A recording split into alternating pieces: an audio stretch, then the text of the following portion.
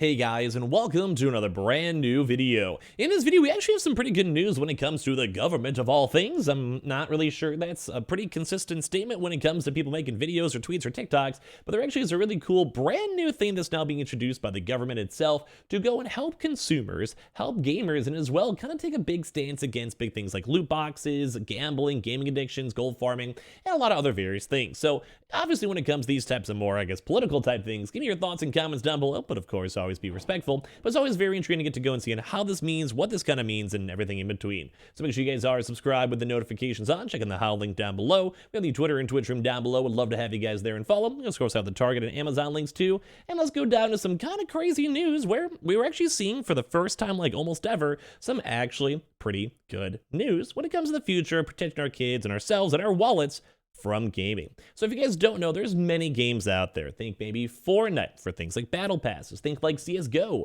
for opening up box and loot crates. Think Overwatch, that was really heavy in the news when it came to folks spending thousands upon thousands of dollars to try to get custom skins and having these really bad gambling law rights and everything all in between. And now this is when one of the harder things out here is, well, it costs a lot of money to go and do that. No one wants to spend a lot of money. And sometimes you also have kids involved too as well. So think Fortnite, where there's like a $500 million court case in regards to making sure that the children involved were basically being protected. And that's one of the biggest things out here too, is that a lot of big government regulators want to make sure that kids with unrestricted access to credit cards, or as well, people with gambling addictions, etc., for some odd reason don't lose all their money. So we actually have a brand new now European Parliament vote to now take basically action against things such as loot boxes, gaming addiction, gold farming, and more. Now, I want to say I think most of these things, like something like a gaming addiction might be weird. I'm sure some folks are affected by that, but I'm also never really a big fan of like over-regulation in terms of like how long I can play or what I can do in my own spare time. A good example, I think in China and like places like Korea, you can maybe go play like 2 to 4 hours a day in terms of restrictions and by the government and other various things. But guess what? Like, I mean, sometimes it's more so related towards kids, but when it comes to that, is like, yo, what if it's the weekend? Or what if I got all my homework done? Or what if I had a weird schedule and I get everything done on Thursday, and for some odd reason I have a few extra hours now to kind of get things all sorted? So let's go talk about this. So the commission will set up a European video game strategy to, number one, grow the industry, and two, a European video game award, but as well make sure everything else is also safe. So the European Parliament voted today to adopt a report calling for the European Commission to address several issues in the games industry that it believes will better protect consumers, especially younger folks. The report was led by the MEP Adriana Maldonado Lopez and scored 577 votes in favor, with 56 against and 15 abstentions. So Lopez made more than a dozen recommendations in her report, including for a call for harmonized rules against the European Union single market when provided clear information about games content, as well as systems to help parents understand and control how much time and money their children are spending on games. So I think that's a good thing, at least in terms of the money aspect. I think a lot of games already, in terms of consoles or phones and all of that, do already have like built-in restrictions to make sure the parents ideally take advantage of it and make sure their kids are not spending like their entire life on computers or TikTok or, Twitch streams or whatever. But as well, I think the money thing's a big part, because there's been like so many cases where maybe like a parent goes and buys one thing, maybe buys like a $5 game, or maybe buys like an individual game for Christmas or whatever. And then it ends up getting charged for 3 years and ends up going and having all these issues, or maybe, these credit cards with games like Raid Shadow Legends or mobile games, where then the parents go and find out their kid somehow spent $19,000, crazy stuff like that. So I think that's kind of good. Like, I think anything that help out parents make sure kids can actually unironically touch grass, I think is always very nice. So the Pan-European Game Information PEGI age rating system was highlighted as an example of something that could deliver more transparent information about the content, target age groups, and in-game purchase. And it also kind of relates a lot to America as well, because I know we have a lot of American users, or something maybe like, we have the normal rating system. And maybe for these, they might want to include more things like contains in-app purchases, microtransactions, battle passes, and everything else, to make sure that parents know what they're buying, what they could potentially be buying for their kids, because not every I'll give parents some credit, not every parent out there can go look through everything. You should, but sometimes life gets in the way, or maybe you trust like the rating system, oh, it's E for everyone. You don't necessarily expect like a game like Fortnite to cost $15,000. Or maybe you're just not even a gamer, maybe you're a single mom who never really touched games, you have a son, daughter, whatever. I mean, there's excuses and I get it. So used across 38 countries, PEGI ratings are currently a legal requirement in some markets, but not all.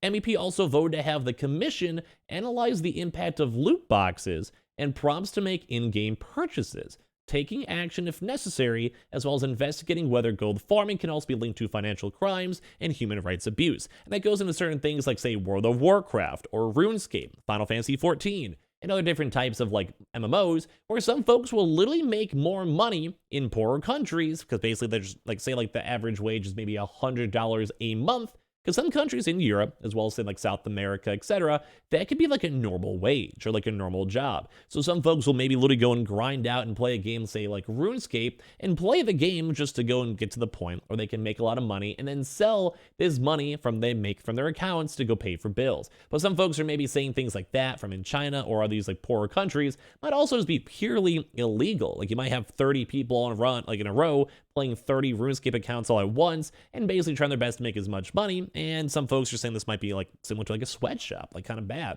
They also go for developers to avoid designing games that feel addiction, which is kind of interesting to see because I'm sure there is like some big head honcho who discusses this, but I hope that most people just more so just want to make a good game that people want to keep playing, like the good addiction, like it's a fun, so you want to enjoy it, not like the really strange ways where it's like trying to use like human psychology to make sure you're playing the game every single day, which that actually could maybe be more towards like a League of Legends type style thing, where notoriously a game like League, they want the player to be at around a 50% win rate. Like they want people to lose games. They will intentionally put you in games with people that are poor on your team because they want you to lose, because that basically makes like they did all the psychological research to keep playing. So then they want to also stop that. Other actions recommended including prioritizing data protection, improving the gender imbalance on the industry's workforce, and making it easy for consumers to cancel subscription as it is to sign up. Like all these big things, especially canceling a subscription as it is to sign up for Xbox, PlayStation, Nintendo, even things like World of Warcraft, Final Fantasy, etc. That's a big change, which is very, very nice to see. Let alone, work-right balance, which I think is very nice to see as well for more women in gaming. But all these changes actually seem on the face level good. The European Parliament also can recognize the value of the video game sector, as well as potential help with education, mental health, and other aspects of life. So this isn't like a complete knock-on bill. It seems like there's actually benefits in here. So the MEPs have asked the European Commission to devise a European video game strategy that would boost the industry to help unlock its full potential. They also proposed the creation of a new annual European Online Video Game Award, so Jeff Keighley may have to go and quake in his boots for that one.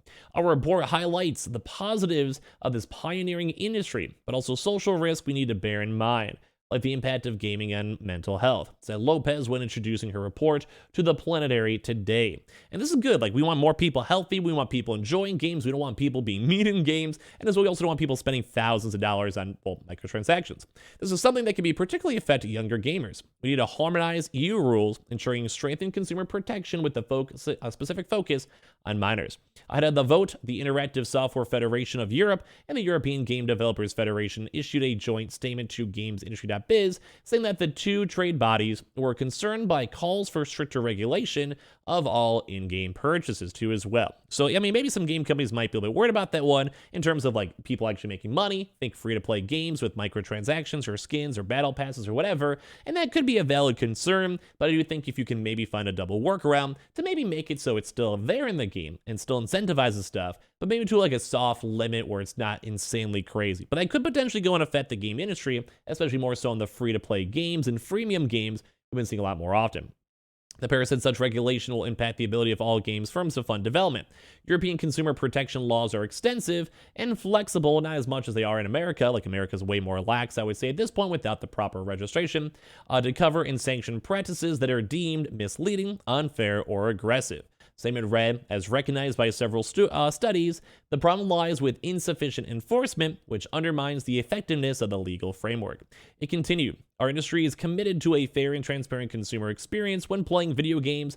European players have more choice of amazing games than ever. Thanks to the increased variety of business models the industry has developed, regulators should guard the right to access these cultural products while keeping Europe's high level of consumer protection. So at the end of the day, it does kind of seem like they're trying their best to go and tone down things like gambling, loot boxes, making sure regulations are more kind of fair, and as well kind of incentivize less kind of very predatory behaviors, which I think is very, very nice to see. I like this. I like this vibe. I like everything. And you know what? I appreciate that a lot. So big ups to Europe, and hopefully a lot of this will also affect into America, because sometimes it does seep in, and they kind of basically have to force these rules towards pretty much everywhere. Leave me your thoughts and comments down below, and as well, make sure you guys are subscribed with the notifications on. We have the Twitter and Twitch stream down below in case you guys want to follow. We also have the How links down below. We have Target links. We have Amazon links, and make sure you guys are all subscribed, and I would love to hear your thoughts on everything down below.